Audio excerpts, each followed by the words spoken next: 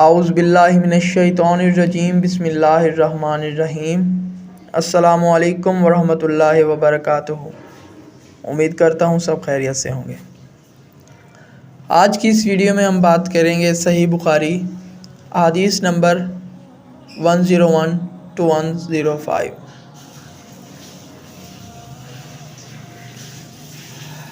حدیث نمبر 101۔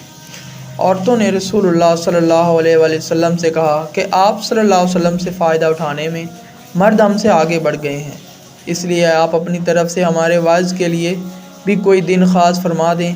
تو آپ صلی اللہ علیہ وسلم نے ان سے ایک دن کا وعدہ فرما لیا۔ اس دن عورتوں سے آپ صلی اللہ علیہ وسلم نے ملاقات کی اور انہیں واعظ فرمایا اور مناسب احکام سنائے۔ جو کچھ آپ صلی اللہ علیہ وسلم نے ان سے فرمایا تھا اس میں یہ بھی بات تھی کہ جو کوئی عورت تم میں سے اپنے 3 لڑکے آگے بھیج دے گی تو وہ اس کے لیے دوزخ سے پناہ بن جائیں گے۔ اس پر ایک عورت نے کہا اگر 2 بچے بھیج دے؟ آپ صلی اللہ علیہ وسلم نے فرمایا ہاں، اور 2 کا بھی یہی حکم ہے۔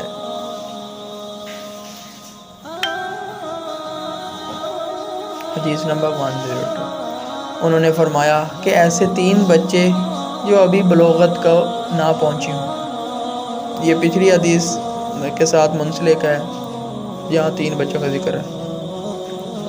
حدیث نمبر 103۔ رسول اللہ صلی اللہ علیہ وسلم کی بیوی حضرت عائشہ رضی اللہ تعالی عنہ جب کوئی ایسی باتیں سنتی جس کو سمجھ نہ پاتی تو دوبارہ اس کو معلوم کرتی تاکہ سمجھ لیں۔ چنانچہ ایک مرتبہ نبی کریم صلی اللہ علیہ وسلم نے فرمایا کہ جس سے حساب لیا گیا اسے عذاب کیا جائے گا۔ حضرت عائشہ رضی اللہ تعالی عنہ فرماتی ہیں کہ یہ سن کر میں نے کہا کہ کیا اللہ نے یہ نہیں فرمایا کہ عنقریب اس سے آسان حساب لیا جائے گا؟ رسول اللہ صلی اللہ علیہ وسلم نے فرمایا کہ یہ صرف اللہ کے دربار میں پیشگی کا ذکر ہے، لیکن جس کے حساب میں جانچ پڑتال کی گئی سمجھو وہ غارت ہو گیا۔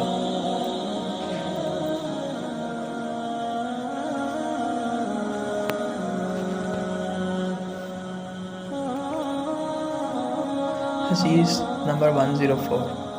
انہوں نے عمر بن سعید والی مدینہ سے جب وہ مکہ میں ابن زبیر سے لڑنے کے لیے فوجیں بھیج رہے تھے کہا کہ اے امیر، مجھے آپ اجازت دے تو میں وہ حدیث آپ سے بیان کر دوں جو رسول اللہ صلی اللہ علیہ وسلم نے فتح مکہ کے دوسرے دن ارشاد فرمائی تھی۔ اس حدیث کو میرے دونوں کانوں نے سنا اور میرے دل نے اسے یاد رکھا ہے۔ اور جب رسول اللہ صلی اللہ علیہ وسلم یہ حدیث فرما رہے تھے تو میری آنکھوں آپ صلی اللہ علیہ وسلم کو دیکھ رہی تھی۔ آپ صلی اللہ علیہ وسلم نے پہلے اللہ کی حمد و ثنا بیان کی، پھر فرمایا کہ مکہ کو اللہ نے حرام کیا ہے، آدمیوں نے حرام نہیں کیا۔ تو سن لو کہ کسی شخص کے لیے جو اللہ پر اور یوم آخرت پر ایمان رکھتا ہو جائز نہیں ہے کہ مکہ میں خون ریزی کرے یا اس کا کوئی پیڑ کاٹے۔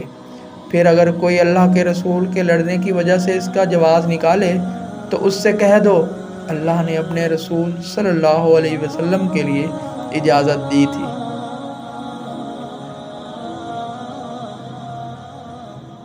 تمہارے لیے نہیں دی، اور مجھے بھی دن کے کچھ لمحوں کے لیے اجازت ملی تھی۔ آج اس کی حرمت لوٹ آئی جیسی کل تھی، اور حاضر غائب کو یہ بات پہنچا دے۔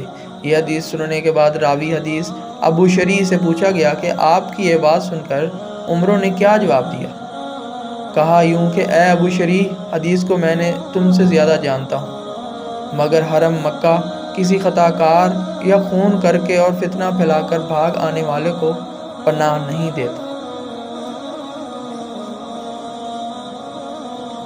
حدیث نمبر 105۔ ایک مرتبہ ابو بکرہ رضی اللہ تعالیٰ عنہ نے رسول اللہ صلی اللہ علیہ وسلم کا ذکر کیا کہ آپ صلی اللہ علیہ وسلم نے یوں فرمایا تمہارے خون اور تمہارے مال۔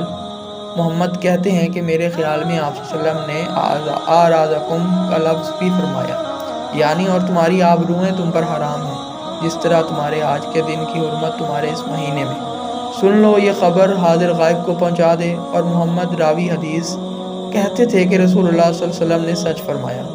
پھر دوبارہ فرمایا کہ کیا میں نے اللہ کا یہ حکم تمہیں نہیں پہنچا دیا؟ سبحان اللہ۔ یہ تھی آج کی حدیث 101 سے لے کر 105 تک۔ اگر ویڈیو اچھی لگی ہو تو لائک اور چینل کو سبسکرائب کر دیں۔ صدق اللہ العظیم۔